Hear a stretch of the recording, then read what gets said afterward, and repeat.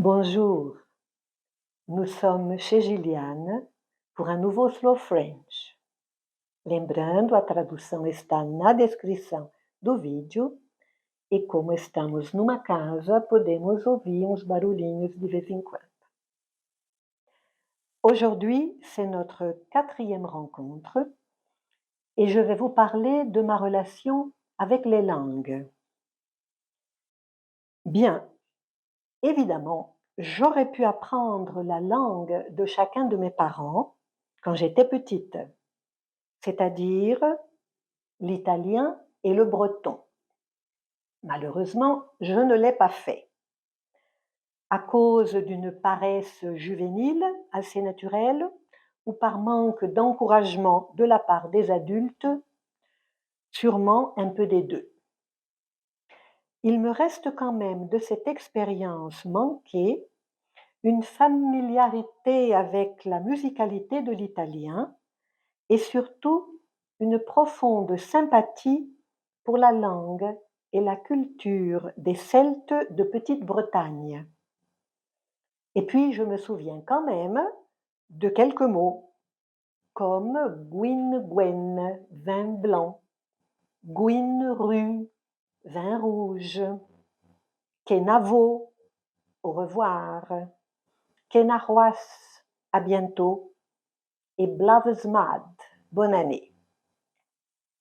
Vous voyez, cela n'a rien à voir avec le français.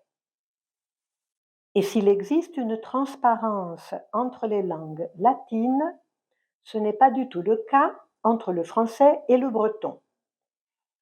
Il fait plutôt penser à un mélange d'anglais et d'allemand.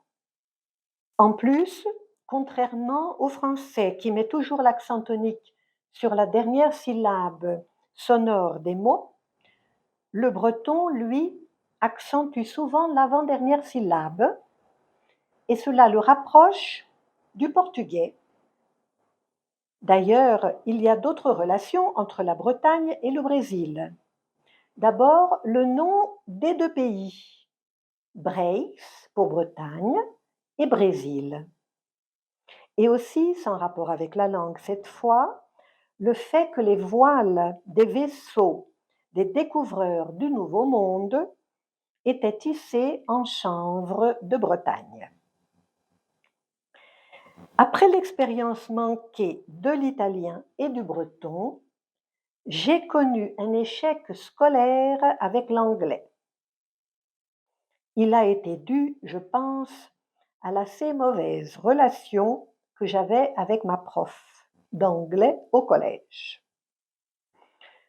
Autant dire que lorsque je suis arrivée au Brésil, sans savoir un mot de portugais, je n'étais pas du tout certaine d'être capable d'apprendre une langue étrangère.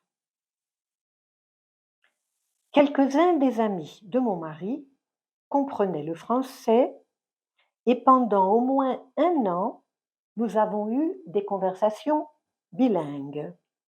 Moi, je parlais français, eux parlaient portugais. J'ai donc absorbé le portugais petit à petit, sans études formelles, au long des années. Je pense que le fait d'avoir choisi le Brésil comme pays d'accueil m'a aidé à assimiler la langue portugaise d'une manière assez naturelle. Il reste toujours des petits quelque chose à améliorer, mais ce n'est pas grave. Il y a quelques années, je me suis plongée dans la lecture du Mahabharata, ce récit épique immense, merveilleusement résumé par Jean-Claude Carrière, et dans la culture de la tradition indienne. Je suis tombée sous le charme du sanskrit et j'ai suivi quelques cours pour le plaisir de chanter des mantras et aussi pour le plaisir de reproduire à la main cette écriture que je trouve particulièrement belle.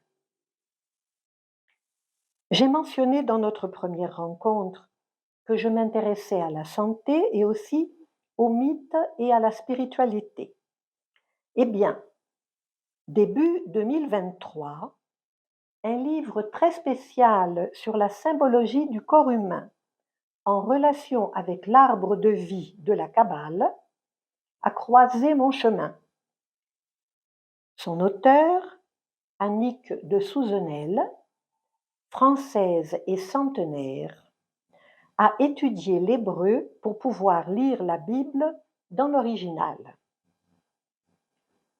Dans ses livres, qui contiennent une relecture des Écritures, elle mentionne des mots en hébreu pour étayer ses explications.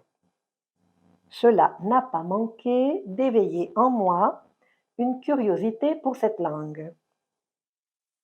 Et voilà que m'est apparu sur Internet le cours d'hébreu biblique ministré par le professeur Michael Langlois à l'université de Strasbourg. Double et heureuse coïncidence.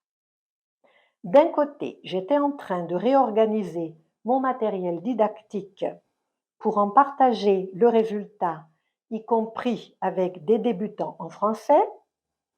De l'autre, je me retrouvais moi-même dans la position d'élève débutante en hébreu. Je suis au tout début de mon apprentissage, mais j'ai déjà découvert que certaines des explications de mon professeur étaient utiles pour mon enseignement du français, par exemple en ce qui concerne la phonétique. Je n'ai pas l'intention de dominer la langue hébraïque, mais c'est un plaisir que d'embarquer dans cette aventure. Toutes les langues nous proposent une aventure. J'espère donc que le français vous conduira loin, aussi bien en dehors qu'en dedans de vous. Qu'il vous ouvrira des portes sur l'actualité, bien sûr, mais aussi sur l'histoire, la littérature, la poésie et sur tout ce qui peut vous intéresser. La prochaine fois, nous allons voir pourquoi apprendre le français revient à apprendre deux langues en une. En attendant, si vous avez aimé cette vidéo, n'hésitez pas à vous inscrire et à la partager avec les personnes que vous connaissez et qui aiment le français. À bientôt.